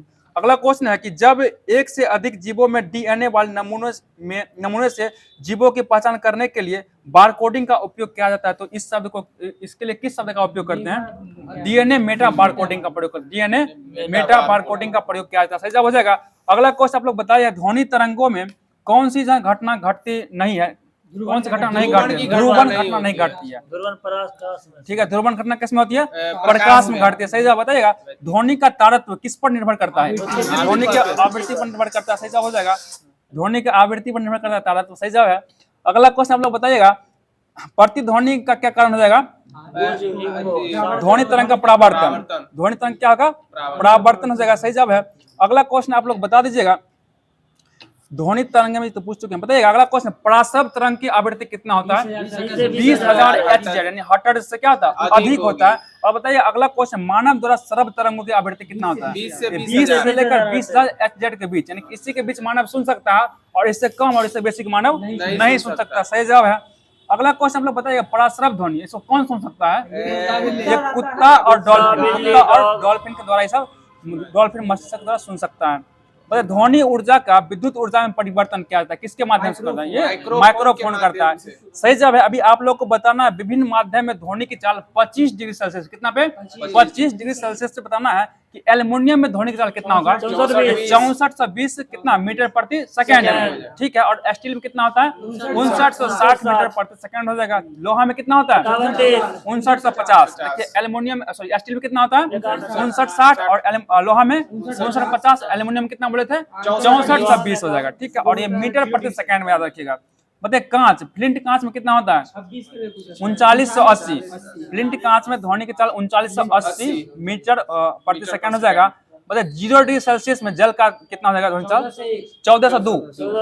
0 डिग्री सेल्सियस में ध्वनि का चाल जल में होगा 1402 मीटर प्रति सेकंड हो जाएगा। बताइएगा 0 डिग्री सेल्सियस पर वायु में ध्वनि चाल कितना होगा? 332 मीटर प्रति सेकंड। कितना हो जाएगा? 332 मीटर प्रति सेकंड हो जाएगा। सही जवाब है। बताए 0 डिग्री सेल्सियस पर ऑक्सीजन में ध्वनि का चाल 316 मीटर प्रति सेकंड, और हाइड्रोजन कितना होगा? 1286 हो जाएगा, जो कि मीटर प्रति सेकंड में। बताइए समुद्री जल में ध्वनि का चाल 1533 हो जाएगा, और बताइए सामान्य जल में कितना होगा? 1493 हो जाएगा। बहुत अच्छा जवाब है, 93 हो जाएगा। अगला क्वेश्चन है, देखिए 1400 कथी किसका बोल रहे हैं आप? देखिए सामान्य जल में 1493 हो जाएगा, और 0 डिग्री सेल्सियस जल में होगा 1402। ठीक है, अगला क्वेश्चन बताइएगा महिलाओं की आवाज पुरुषों की अपेक्षा तीक्ष्ण होती है, क्योंकि महिला की आवाज में क्या अधिक होता है? तारत्व अधिक होता है। तारत्व अधिक, उसका मधुर भी आवाज होता है। ठीक है, बता दीजिए अगला क्वेश्चन है, हाइड्रोजन से भरे हुए गुब्बारे को पृथ्वी से छोड़ने पर गुब्बारे में क्या परिवर्तित होगा? वो गुब्बारे के आयाम में वृद्धि हो जाएगी। गुब्बारे के आयाम में क्या होगा? वृद्धि होगा। बताइए अगला क्वेश्चन है, तेज हवा वाली रात्रि में ओस नहीं बनता, क्या इसका कारण क्या है? क्योंकि उसमें वाष्पीकरण दर क्या होती है? देखिए वाष्पीकरण दिन और रात दोनों में होता है, लेकिन जब हवा चलती है ना अधिक तो तेज तेज वाष्पीकरण होता है और वहाँ ओस को जल्दी जल्दी सोख लेता है, तो उससे पता ही नहीं चलता कि वाष्प मतलब ओस गिरा है। अगला क्वेश्चन आप लोग बताइएगा, कमरे में रखे रेफ्रिजरेटर का दरवाजा अगर खोल देंगे तो ताप पर क्या प्रभाव पड़ेगा? तो कमरे का ताप क्या होगा? बढ़ जाएगा। सही जगह कमरे का ताप बढ़ा देता है ये। बताइए अगला क्वेश्चन है कि वह थर्मामीटर जो 2000 डिग्री सेल्सियस मापने हेतु उपयुक्त होता है उसे क्या कहा जाता है? उसको पूर्ण विकिरण तापमापी या पायरोमीटर कहा जाता है। उसको पायरोमीटर या पूर्ण विकिरण तापमापी कहा जाता है। ठीक है, बताइएगा कि तापमान मतलब फ़ारेनहाइट का हिमांक कितना होता है? 32 डिग्री 32 डिग्री फ़ारेनहाइट का होता है। और क्वथनांक कितना होता है फ़ारेनहाइट का? 212 डिग्री फ़ारेनहाइट। ठीक है, और सेल्सियस कितना हिमांक इसका है? सेल्सियस का हिमांक 0 डिग्री सेल्सियस। और क्वथनांक कितना होता है? अधिक से 100 डिग्री सेल्सियस हो जाएगा। और केल्विन का हिमांक 273 और क्वथनांक कितना होता है? 373। ठीक है, 100 अधिक हो गया ना इसमें। मतलब परम शून्य ताप क्या होता है? सही जवाब है -273 डिग्री सेल्सियस कहा था या फिर 0 डिग्री सेल्सियस कहा था। देखिए इसका मतलब है सैद्धांतिक रूप से न्यूनतम संभव ताप को क्या कहा था? परम शून्य ताप कहा था। सही जवाब है। बताइए स्वचालित इंजनों में हिमरोधी के रूप में किस पदार्थ का उपयोग करते हैं? Ethylene glycol. किसका प्रयोग करते हैं? एथिलीन ग्लाइकॉल का प्रयोग किया जाता है। सही जवाब हो जाएगा। अगला क्वेश्चन बताइएगा कि जब बर्फ क्या होता है? जब बर्फ पिघलता है तो इसका आयतन पर क्या प्रभाव पड़ेगा? इसका आयतन घट जाएगा। क्या होता है? आयतन घट जाता है। सही जवाब हो जाएगा। बता दीजिए अगला क्वेश्चन है कि रेफ्रिजरेटर थर्मोस्टेट का प्रमुख कार्य क्या है? एक समान ताप को बनाए रखना। ताप का क्या करता है? एक समान बनाए रखता है। बताइए अगला क्वेश्चन, रेफ्रिजरेटर में खाद्य पदार्थों को ताजा रखने हेतु कितना तापमान आवश्यकता होता है? 4 डिग्री सेल्सियस। 4 डिग्री सेल्सियस ताप क्या होता है? आवश्यक। 4 डिग्री सेल्सियस तापमान पर अगर रखिएगा खाना को क्या होगा? सुरक्षित होगा और ये खराब नहीं होने वाला है। बता दीजिए अगला क्वेश्चन, स्वस्थ मनुष्य के शरीर का सामान्य तापमान कितना होता है? 37 डिग्री सेल्सियस। या केल्विन में कितना होगा? 310 केल्विन। केल्विन में कितना होगा? 310 केल्विन हो जाएगा। सही जवाब हो जाएगा। अगला क्वेश्चन बताएगा, उबलते जल की तुलना में भाप से हाथ अधिक जलता है, इसका क्या कारण है? क्योंकि भाप का गुप्त उष्मा क्या होता है? अधिक होता होगा। आप तो अभी रोटी वोटी बनाते होंगे, जब रोटी फूट जाएगा ना बगल से मार दिया हाथ पे तो सोच लीजिए कितना लहराएगा। अगला क्वेश्चन बताएगा सेंटीग्रेड एवं फ़ारेनहाइट तापक्रम कितने डिग्री पर जो एक समान होता है? ये -40 डिग्री सेल्सियस क्या होता है? एक समान होता है। बहुत ही जवाब है। बताइए अगला क्वेश्चन है कि शीशे की छड़ जब भाप में रखी जाती है तो इसकी लंबाई पर क्या प्रभाव होगा? इसका लंबाई बढ़ जाएगा। क्या होगा? लंबाई इसका बढ़ जाता है। सही जवाब है। बताइए अगला क्वेश्चन है कि बताइएगा कि सर्दियों में लोहे के टुकड़े और लकड़ी के टुकड़े को छूने पर लोहा का टुकड़ा ठंडा क्यों लगता है? क्योंकि लकड़ी की तुलना में लोहा का उष्मा अधिक सुचालक होता है। ये उष्मा क्या अधिक सुचालक करता है, इसलिए कारण वो क्या होता है? ठंडा महसूस हो जाएगा। बताइए यदि वायु का तापमान बढ़ता है तो उसके जल वाष्प ग्रहण करने की क्षमता क्या होगा? बढ़ जाता है। जल वाष्प ग्रहण करने की क्षमता क्या होगा? बढ़ जाता है। सही जवाब है। अगला क्वेश्चन बताइएगा, पदार्थ की ऊष्माधारिता किस पर निर्भर करता है? पदार्थ की विशिष्ट ऊष्मा पर निर्भर करता है। पदार्थ की विशिष्ट ऊष्मा पर ही निर्भर करता है। बताइएगा जब जल को 0 से लेकर 10 डिग्री सेल्सियस तक गर्म किया जाता है तब इसके आयतन पर क्या प्रभाव पड़ेगा? देखिए पहले इसका आयतन घटेगा फिर बढ़ेगा। 4 डिग्री सेल्सियस तक आयतन घटल रहेगा और 4 डिग्री सेल्सियस का आयतन क्या होगा? बढ़ जाएगा। ठीक है, तो ध्यान रखिएगा, पहले घटता है फिर बढ़ता है। अगला क्वेश्चन रहेगा, दाब बढ़ाने पर जल के क्वथनांक पर क्या प्रभाव पड़ेगा? क्वथनांक बढ़ जाएगा। ठीक है, बता दीजिए अगला क्वेश्चन, गर्मी के दिनों में किस प्रकार के छाते का प्रयोग करते हैं? ऊपर उजला नीचे में काला। ऊपर का जो उजला क्या करता है? प्रकाश को परावर्तित करता है और काला क्या करता है? अवशोषित करता है सही प्रकाश। इसी कारण क्या करता है? उजला को ऊपर रखना पड़ता है। पता है रेल की 2 पटरियों जोड़ते समय मध्य में जो है ना थोड़ा जगह छोड़ दिया जाता है, किस कारण से? वो देखिए पटरियों जो उसमें प्रसार के लिए जब गर्मी के महीना में उसमें प्रसार और पटरी क्या होता है? फैलता है थोड़ा सा, इसी कारण थोड़ा सा जगह छोड़ा जाता है ताकि वो टूटे ना आगे चलकर। बता दीजिए अगला क्वेश्चन है कि कमरे में लगा हुआ वातानुकूलन जो एयर कंडीशनर है ये किसका नियंत्रण करता है? ये आर्द्रता और ताप का ये नियंत्रण करता है। सही है। बताइएगा संवहन द्वारा उष्मा का स्थानांतरण होता है, किस उष्मा का स्थानांतरण? द्रव और गैस का। ठीक है, तो बताइए चलते हैं अब हम लोग एसपीटी की ओर। बताइए अजंता एवं एलोरा गुफा कहाँ है? ये महाराष्ट्र के औरंगाबाद में। औरंगाबाद कहाँ पड़ता है? महाराष्ट्र पड़ता है। सही जवाब। औरंगाबाद बिहार में पड़ता है, ठीक है सही जवाब। जिला है बिहार का, औरंगाबाद जिला है, इसलिए हम बोल रहे हैं। बताइए अगला क्वेश्चन है शांति निकेतन। ये शांति निकेतन कहाँ पड़ता है? ये पश्चिम बंगाल में पड़ता है। बहुत अच्छा जवाब है। बताइए विजय स्तंभ कहाँ है? चित्तौड़गढ़, और ये राजस्थान पड़ता है, ठीक है चित्तौड़गढ़ में। और ये राणा कुंभा बना था, कब बनाया था? 1448। ठीक है 1448, अभी बताए थे 1448 में बनाया था। बताइए 4 मिनट कहाँ है? हैदराबाद में हो जाएगा, सही जवाब। बताइए हम्पी कहाँ है? कर्नाटक। हम्पी कर्नाटक में हो जाएगा। बताइए पीसा का लीनिंग टावर कहाँ है? इटली में पड़ता है। बहुत ही सही जवाब है। बताइएगा राष्ट्रीय विज्ञान दिवस कब मनाया जाता है? 28 फरवरी। ये 28 फरवरी को ही मनाया जाता है, सही जवाब है। बताइए चिल्का झील उड़ीसा। ओडिशा में पड़ता है। बहुत अच्छा जवाब है। जामा मस्जिद कहाँ है? जामा मस्जिद दिल्ली में हो जाएगा, सही जवाब है। बताइएगा सुभाष चंद्र बोस ने 1939 में कांग्रेस का अध्यक्षता त्याग कर दिया फॉरवर्ड ब्लॉक की स्थापना। और किस ब्लॉक का स्थापना किया था? फॉरवर्ड ब्लॉक का स्थापना किया, सही जवाब। बताइए गदर पार्टी का स्थापना कहाँ हुआ था? लाला हरदयाल सैन सैन फ्रांसिस्को में लाला हरदयाल के द्वारा किया गया था, 1913 में किया गया था। भाई बता दीजिए अगला है निशांत बाग कहाँ है? निशांत बाग ये श्रीनगर में हो जाएगा, निशांत बाग। बताएगा शालीमार बाग, ये भी श्रीनगर में। निशांत बाग और शालीमार बाग श्रीनगर में हो जाएगा, सही जवाब है। बताएगा सारनाथ कहाँ है? ये उत्तर प्रदेश का वाराणसी में पड़ता है। बताइए लिंगराज मंदिर कहाँ पड़ता है? ये ओडिशा में हो जाएगा, सही जवाब है। बताइएगा बताइए भारतीय वन सर्वेक्षण विभाग की स्थापना कब हुआ था? 1981 में। ठीक है भारतीय वन सर्वेक्षण विभाग है, इसका स्थापना 1981 में ही हुआ था, सही जवाब है। बताइए ब्रह्मा मंदिर ये कहाँ है? ब्रह्मा मंदिर कहाँ है? सही जवाब है राजस्थान में ब्रह्मा मंदिर हो जाएगा, ठीक है।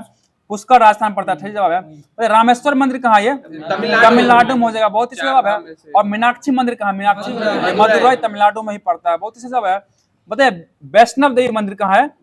ये जम्मू कश्मीर पड़ता है, ठीक है। और ये तीर्थ यात्रा भी है, वहाँ पे जाते हैं सब लोग। बताइए कांचीपुरम का मंदिर कहाँ है? तमिलनाडु में। बताइए हवा महल कहाँ पड़ता है? जयपुर में पड़ता है। और झुका हुआ मीनार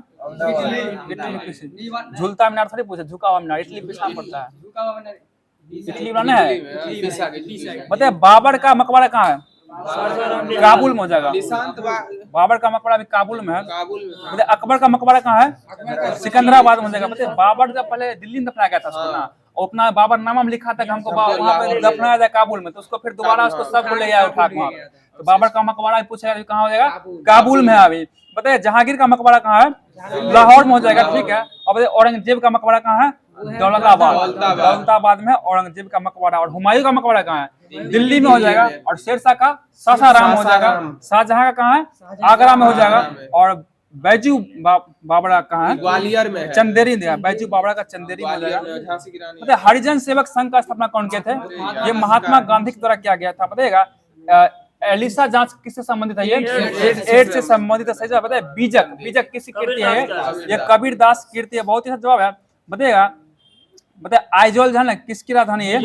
ये मिजोरम की राजधानी, सही जवाब है। बताइए भारत पाक के बीच शिमला समझौता कब हुआ था? ये 1972 में हुआ। और एक शिमला सम्मेलन हुआ था, ये कब हुआ था? ये 1945 में हुआ था, सही जवाब, ठीक है 1945 में हुआ था।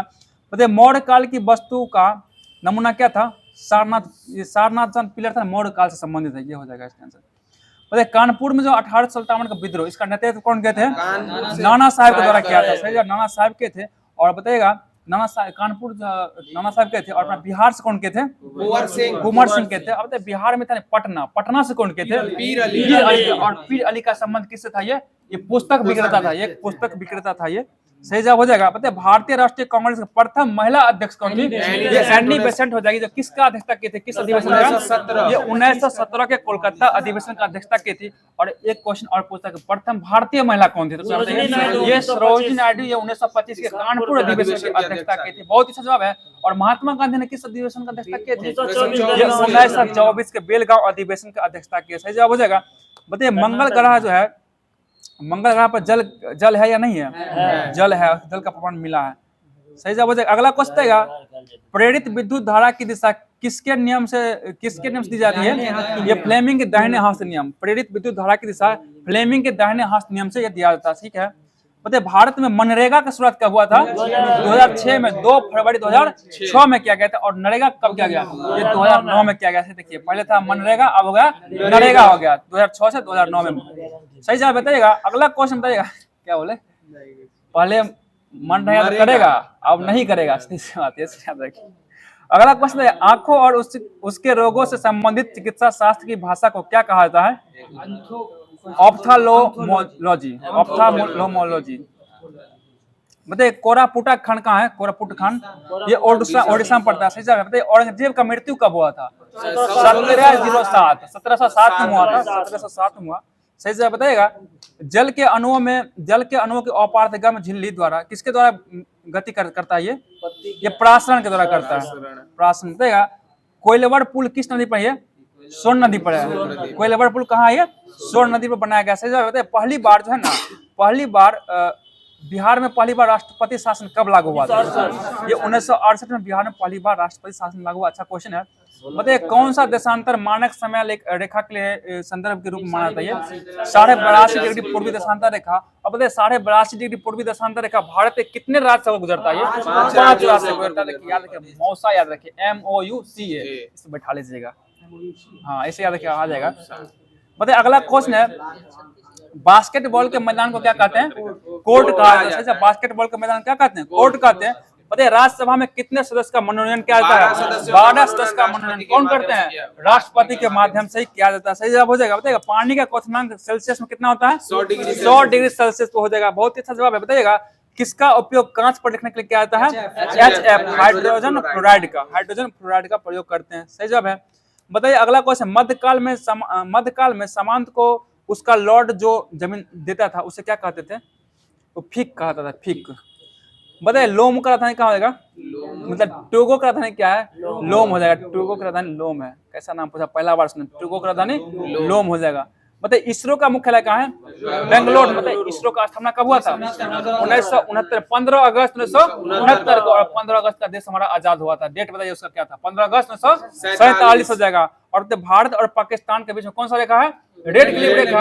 और इसका निर्धारण कब हुआ था?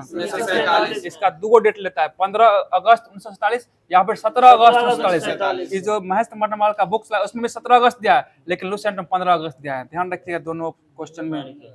बताइए तुर्की का मुद्रा क्या हो जाएगा? लीरा है। तुर्की का मुद्रा है। सही जवाब बताइए। प्रथम विश्व युद्ध का तत्कालिक कारण क्या था? ऑस्ट्रेलिया के राजकुमार फर्डिनेंड की हत्या, यानी कि सेरोजोबा में उसका हत्या कर दिया गया था। ठीक है। और प्रथम विश्व युद्ध कब से कब तक चला था? ये 14 सही जवाब है। 28 जुलाई 1914 को शुरू हुआ था। और ये कब से चला था? 1914 से 18। ठीक है। मतलब 1914 में शुरू हुआ, 1918 में समाप्त हुआ। सो कह रहे हैं 14 से 18। समझ गए बात को? अगला क्वेश्चन है, द्वितीय विश्व युद्ध की शुरुआत कब हुआ था? 1939 से 1945। 1 सितंबर से लेकर 2 सितंबर तक चला था। ठीक है। अब बताइए द्वितीय विश्व युद्ध कितने वर्ष तक चला था? 6 वर्ष तक चला था। द्वितीय विश्व युद्ध कितना देश भाग लिया था? 61 देश। और प्रथम में 37 देश। और प्रथम कितना वर्ष चला था? 4 वर्ष तक चला था प्रथम। बताइए अगला क्वेश्चन, सदन के दोनों सदनों की संयुक्त बैठक के लिए गुणपूर्ति कितना भाग होना चाहिए? गुणपूर्ति 1/10 भाग। दोनों सदन के कुल सदस्य का 1/10 भाग होना चाहिए। ठीक है। बताइए जीवों में परिरक्षित अवशेष क्या कहलाते हैं? जीवाश्म कहलाते हैं। जीवाश्म कहलाता है। सही जवाब हो जाएगा। बताइए अगला क्वेश्चन, बिहार के कौन सा राज्यपाल सीधे भारत के राष्ट्रपति बन गए थे? ये रामनाथ कोविंद बने थे। ठीक है। रामनाथ कोविंद हो जाएगा। सही जवाब है। बताइए अंतरराष्ट्रीय शांति दिवस कब मनाया जाता है? 21 सितंबर को ही मनाया जाता है। बताइए सुप्रीम कोर्ट का चर्चा किस अनुच्छेद में है? अनुच्छेद 124। और हाई कोर्ट का चर्चा किस अनुच्छेद में? 214। बताइए सुप्रीम कोर्ट 124, हाई कोर्ट 214। ठीक है। सुप्रीम कोर्ट एक अभिलेख न्यायालय होगा किस अनुच्छेद द्वारा? अनुच्छेद 129 के तहत होगा। सही जवाब है। बताइएगा सुप्रीम कोर्ट से राष्ट्रपति जो सलाह लेते हैं किस अनुच्छेद द्वारा? अनुच्छेद 143। अनुच्छेद 143 के तहत। तापमान का ऐसा मात्रा क्या होता है? केल्विन होता है। सही जवाब है। बता दीजिए अगला क्वेश्चन, गौतम बुद्ध ने धर्म चक्र परिवर्तन कहाँ से आरंभ किया था? ये सारनाथ, यानी कि पहला उपदेश कहाँ देते थे? ये सारनाथ में देते। और उसी को क्या गया? धर्म चक्र परिवर्तन कहा गया था। और ये जब गृह त्याग के तब क्या क्या था? महाभिनिष्क्रमण कहा गया था। सही जवाब बताएगा। बताइए माली की राजधानी कहाँ जाएगा? माले का बमाको। माले का राजधानी बमाको हो जाएगा। सही जवाब है। तो चलते हैं अब हम लोग करंट की और जो लास्ट आपको टॉपिक बच चुका है करंट में, जो भी करंट दिया गया था आपको कहाँ से दिया गया था? SPD से दिया गया था। बताइएगा किस देश ने एस्टेरॉइड से नमूने कलेक्ट करने के लिए टियानेव-2 मिशन लॉन्च किया है? ये चीन के द्वारा लॉन्च किया गया। चीन के द्वारा टियानेव-2 लॉन्च किया गया। सही जवाब हो जाएगा।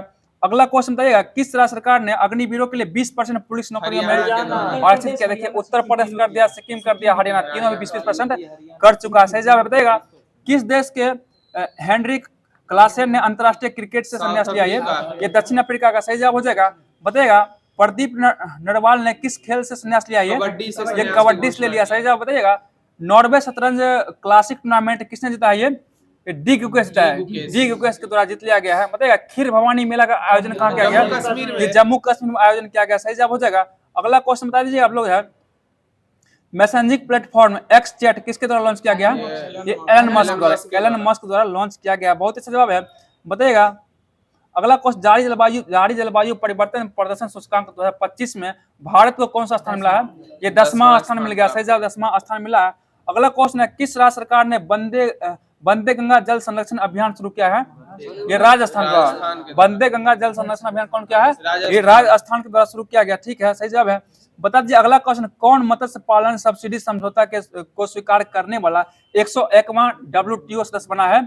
ये निकारागुआ बन गया है। निकारागुआ बना है। सही जवाब है। बताइए, किस राज्य के राजा खास गांव को पहला सौर मॉडल गांव घोषित किया गया है?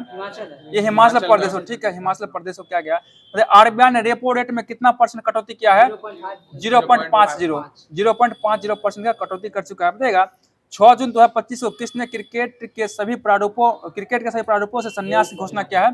पीयूष चावला के द्वारा घोषित किया गया। बताइए, अगला क्वेश्चन है, प्रधानमंत्री मोदी ने कहा विश्व के सबसे ऊंचे रेल आर्क पुल का उद्घाटन किया है? ये जम्मू कश्मीर में किया है, जो कि चिनाब नदी पर पड़ता है। सही जवाब है। अगला क्वेश्चन है, नॉर्वे शतरंज महिला टूर्नामेंट किसने जीता है? ये अन्ना मुजीचुक हो जाएंगे। बताइए, अगला क्वेश्चन है कि दिल्ली में चौथे भारत मध्य एशिया संवाद 2025 की मेजबानी कौन करेंगे? एस जयशंकर के द्वारा किया जाएगा। एस जयशंकर के द्वारा ही किया जाएगा। सही जवाब है। बताइए, अगला क्वेश्चन है, किसने पहला फ्रेंच ओपन जीता? ये बताया था ना, कार्लोस अल्काराज। फ्रेंच ओपन कौन जीता है? Carlos Alcaraz. और बैडमिंटन कौन जीता है? जानिक सिनर जीता है। ठीक है। बताइए, अगला क्वेश्चन है, किससे सर्वाधिक प्रभावशाली पर्यावरणविद पुरस्कार से मिला है? ये आचार्य प्रशांत को दिया गया। आचार्य प्रशांत को दिया गया। सही जवाब है। बताइए, अगला क्वेश्चन है, किस राज्य में ग्रेटर फ्लेमिंगो अभयारण्य स्थापित किया गया है? तमिलनाडु में किया गया। कहाँ किया गया है? तमिलनाडु में किया गया। सही जवाब बताइएगा, किसे मातृभूमि साहित्य पुरस्कार से सम्मानित किया गया है? सारा जोसेफ को मातृभूमि पुरस्कार से सम्मानित किया गया, साहित्य पुरस्कार से। सही जवाब हो जाएगा। अगला क्वेश्चन है, किस शहर में अंतर्राष्ट्रीय श्रम संगठन के 113वें वार्षिक अंतर्राष्ट्रीय श्रम सम्मेलन का आयोजन किया गया है? ये जेनेवा में किया गया। कहाँ किया गया है? जेनेवा में किया गया। बहुत अच्छा जवाब है। बताइए, अगला क्वेश्चन है, बताइएगा, महाराष्ट्र के किस नक्सल प्रभावित गांव में आजादी के 77 वर्ष बाद पहली बार राज्य परिवहन यानी ST की बस सेवा शुरू की गई है? ये कटजरी में शुरू किया है। कटेजरी गांव हो जाएगा। बताइए, अगला क्वेश्चन, किस भारतीय क्रिकेटर को ICC हॉल ऑफ फेम में शामिल किया गया है? ये महेंद्र सिंह धोनी को शामिल किया गया। सही जवाब हो जाएगा। अगला क्वेश्चन बताइएगा, पोषण पोया उत्सव कहाँ मनाया गया है? पोषण पोया उत्सव ये श्रीलंका में मनाया गया। पोषण पोया उत्सव कहाँ मनाया गया है? श्रीलंका में मनाया गया। सही जवाब हो जाएगा। बताइए, संयुक्त राष्ट्र महासभा ने किस वर्ष को अंतर्राष्ट्रीय महिला कृषक वर्ष घोषित किया है? ये 2026 को। अच्छा क्वेश्चन, ध्यान रखिए, अंतर्राष्ट्रीय महिला कृषक वर्ष 2026 को घोषित किया गया। और सहकारिता का वर्ष किसे घोषित किया गया? 2025 को घोषित किया गया। और शांति का वर्ष किसे घोषित किया? 2025 को। ग्लेशियर का वर्ष 2025 को। बताया, कैमलिड वर्ष किसे घोषित किया गया? 2024 को। और मोटे अनाज का वर्ष यानी मिलेट वर्ष 2023 को घोषित किया गया। सही जवाब हो जाएगा। बताइए, अगला क्वेश्चन है, कौन जो नेवा प्लेटफॉर्म अपनाने वाला देश का 29वां विधानमंडल बना है? नेवा। ये पुडुचेरी बन चुका है। पुडुचेरी बनना है। सही जवाब हो जाएगा। अगला क्वेश्चन, चर्चा में रहा फुएगो ज्वालामुखी किस देश में? फुएगो, ये ग्वाटेमाला में हो जाएगा। फुएगो ज्वालामुखी कहाँ है? ग्वाटेमाला में हो जाएगा। सही जवाब है। अगला क्वेश्चन हम लोग बताइएगा, जारी ग्लोबल जेंडर गैप इंडेक्स 2025 में कौन शीर्ष पर रहा है? ये आइसलैंड शीर्ष पर है। ठीक है। और इसमें भारत का कौन सा स्थान मिला है? 131वां स्थान मिलेगा। सही जवाब है। देखिए, ग्लोबल जेंडर गैप में शीर्ष देश पूछेगा तो आइसलैंड हो जाएगा। और भारत का स्थान कौन मिला है? 131वां। और इसी के कड़ी में एगो SDI इंडेक्स है, फंसिएगा मत। देखिए, SDI मतलब होता है ह्यूमन डेवलपमेंट इंडेक्स, और इसमें भारत का स्थान 130 है। और जेंडर गैप में कितना है? 131 है। ध्यान रखिएगा। तो आज का लास्ट क्वेश्चन यही था। और कल के लिए आप लोग के बीच में एक क्वेश्चन दिया जा रहा है, जिसका जवाब आप लोग कमेंट माध्यम से देना है। दाग और हुलिया की प्रथा किसने प्रारंभ किया था? क्वेश्चन फिर से सुनिएगा, दाग और हुलिया की प्रथा किसने शुरू किया था, इसका जवाब आप लोग कमेंट माध्यम से कीजिएगा। तो आप लोगों का क्लास कैसा लगा जरूर बताने का प्रयास कीजिएगा कमेंट माध्यम से। क्लास अच्छा लगा तो लाइक कीजिएगा, कमेंट और शेयर जरूर करने का प्रयास कीजिएगा। तो मिलते हैं किसी अगले क्लास में फिर से, तब तक के लिए जय हिंद जय भारत।